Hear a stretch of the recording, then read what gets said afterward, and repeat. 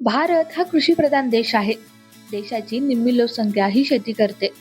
सध्याला शेतकरी आपल्या शेतामध्ये नवनवीन प्रयोग करत असतात. अनेक शेतकरी आपल्या शेतामध्ये फळबागांची लागवड करतायत आणि त्याच्या माध्यमातून चांगलं उत्पन्न कमवत आहेत. तर असाच प्रयोग छत्रपती संभाजीनगर जिल्ह्यातील ताडपिंपळगावातील तरुण शेतकरी अश्विन काळे यांनी देखील केलेला आहे. अश्विन यांनी आपल्या शेतामध्ये मोसंबीची बागेची लागवड केली आणि याच्या माध्यमातून आज ते चांगलं उत्पन्न कमवत आहेत. तर आपण अश्विन यांच्याकडनं जाणून घेणार आहोत की त्यांनी जी लागवड कशी केली, त्यांना किती रुपये उत्पन्न भेटते याविषयीच माहिती. तर शेतकरी बांधवांनो, हा व्हिडिओ तुम्ही शेवटपर्यंत नक्की बघा.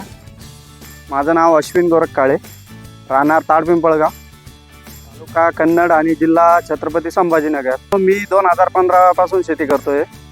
माझ्याकडे एकूण सगळी शेती बघितल्या जाते तर 5.5 एकर शेती आहे आणि त्याच्यामध्ये मी 2.5 एकरवर मोसंबी केलेली आहे. ही माझी मोठी बाग आहे आणि पाठीमागं छोटी बाग आहे आपली. आता ती सध्या 2 वर्षाची आहे आणि ही हार्वेस्टिंग चालू आहे. सध्या हिची हार्वेस्टिंगवर बाग आहे आपली.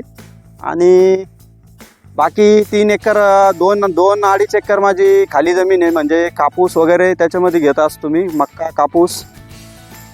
माझा हा जो प्लॉट आहे 208 झाडाचा आहे आणि याच्यामध्ये डाळबागने माझे झाडं कमीत कमी आता 170 उरलेले आहे. 170वर मिनिमम माझा सगळा खर्च अर्थ जाऊन 1 लाख रुपये मला उरत्या आणि 1 ते 1.25 लाख रुपये माझे एका बहाराचे बांधता आणि याचे माझे 2-2.5 लाख रुपये बनते. कारण की हा माल माझा 6-6.5 टन आहे. बाजारभावावर आहे. आता बाजारभाव जर चांगला भेटला तर याचे 2-2.5 लाख रुपये बनतील माझे. ही आपली छोटी बाग आहे आणि हिची 2 वर्षापूर्वी लागवड करलेली आहे आणि तिच्यात आपण आजच्या जणांसाठी असं खाली ऊसाचं पाचट वगैरे, गांडूळ वगैरे येण्यासाठी गांडूळाची सगळी ही मातीची क्वालिटी आहे आणि याच्यामध्ये गांडूळ वगैरे निर्मिती होती आहे पाचट टाकल्यामुळे.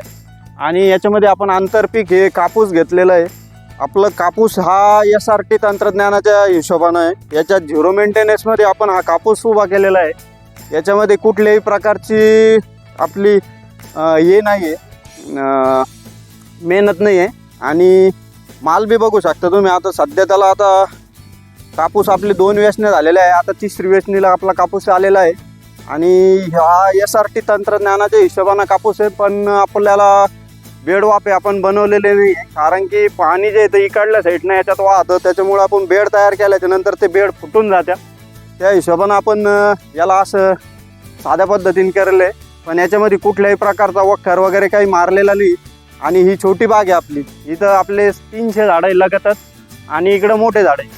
मी 0 मेंटेनन्सची शेती करतो आणि माझ्या बागेमध्ये कुठल्याही प्रकारचा कल्टिवेटर किंवा रोट्या वगैरे मारत नाही. आणि हे मी 5 वर्षापासून करतोय आणि माझ्याकडे जे मोसंबीची क्वालिटी आहे अशी 1 नंबरची क्वालिटी निघती आणि मला बाजारभाव बी चांगला भेटतो. आता सध्या मोसंबीचे बाजारभाव कमी असल्यामुळे याची हार्वेस्टिंग केल्या जात नाही आहे मालाची सध्याला. आता सध्या तुम्ही बघताय की हा मिरग्या माल आहे आणि लगेच आहे ना आंब्या माल पण आहे ना फुटायला सुरुवात झालेली आहे. कुडमुडं दिसत आहे पण अजून वेळ आहे थोडासा. फवारणी वगैरे मारणं चालू आहे आपली. पण मधमाशी आकर्षण होण्यासाठी आपण गुळ आणि ताकाची फवारणी करत आहे. आता सगळ्यात जास्त ऑर्गॅनिक प्रोडक्ट मी तुमच्याकडं वापरणार आहे, कारण की मधमाशीचा मृत्यू झाला नाही पाहिजे. एक मधमाशी आपली कमीत कमी 10 फळे तयार करते. बागेत याची फवारणी केल्याच्या नंतर आहे ना फुल सेटिंग वाढेल व मधमाशीचं आकर्षण जास्त होईल आणि बागेमध्ये लागेल तेवढे मोड बसतील. त्याच्यामध्ये फुल सेटिंग वगैरे आपली जास्त होईल. अश्विन काळे यांनी मोसंबीची लागवड केली. याच्या माध्यमातून त्यांना सध्याला चांगला नफा झालेलाच आहे. पण त्यासोबत त्यांना अजून 2 ते 2.5 लाखांपर्यंत उत्पन्न निघेल असं देखील त्यांनी सांगितलेलं आहे. त्यामुळे तरुण शेतकऱ्यांसाठी अश्विन एक चांगली प्रेरणा आहेत आणि याच्यामधून तरुण शेतकरी देखील आपल्या शेतात नवनवीन प्रयोग करून स्वतःसाठी देखील चांगले उत्पन्न कमवू शकतात. Apurva Talnikar, news 18 local, Chhatrapati Sambhajinagar.